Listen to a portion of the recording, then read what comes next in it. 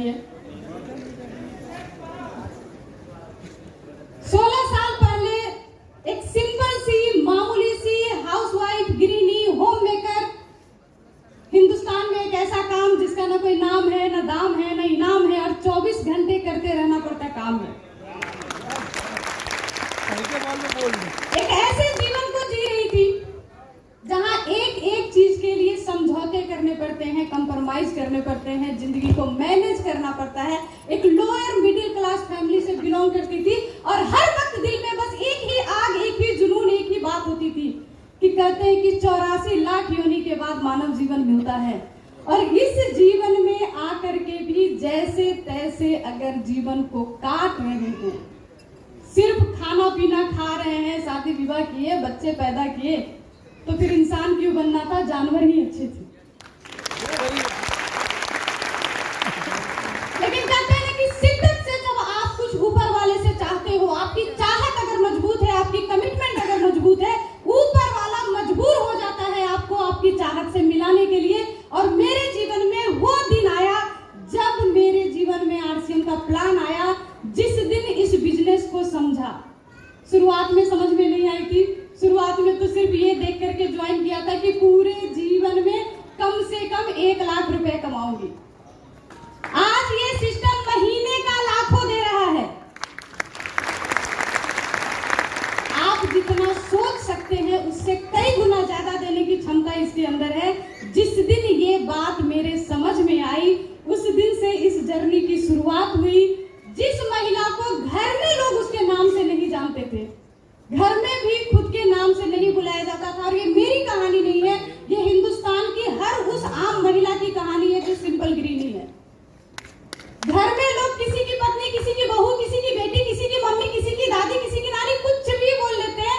वो भी नहीं मिले तो किस गांव से आई है उस गांव के नाम से बुला लेते हैं, लेकिन खुद के नाम से नहीं बुलाते। 16 साल पहले जिस महिला को घर में उसके नाम से नहीं बुलाया जाता था, आज पूरे हिंदुस्तान में लोग मुझे मेरे नाम से बुलाते हैं। इसीलिए मैं मानती हूँ कि अपनी जन्म तो 16 साल पहले ही हुई है।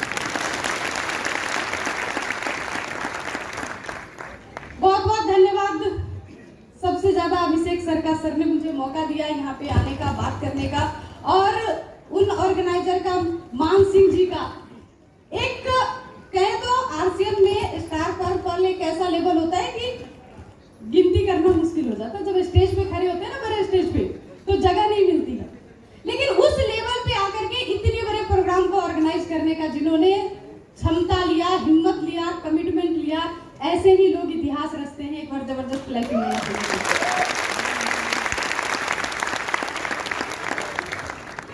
जबरदस्त क्लैपिंग का मतलब इतना ही होता है क्या?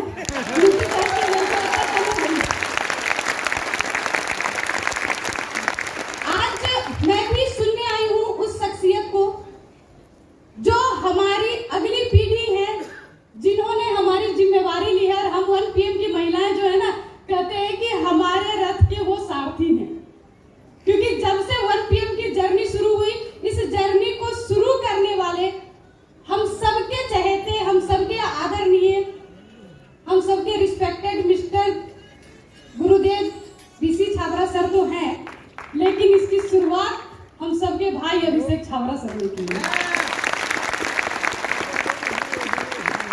एक माहौल, एक परिवार बन चुका है, हमारा मायके है, और कहीं ना कहीं जो आजादी, जो प्रेम अपने मायके में भी नहीं मिल सकती है, उस आजादी को हम लोग उस प्लेटफॉर्म पे जी रहे हैं। और ये सिर्फ आजादी की बात नहीं करती हूँ मैं, ऐसा नहीं है कि हम लोग सिर्फ आजादी से बात कर रहे हैं इसलिए उस प्लेटफॉर्म का मैं प्रमोशन कर रही हूँ।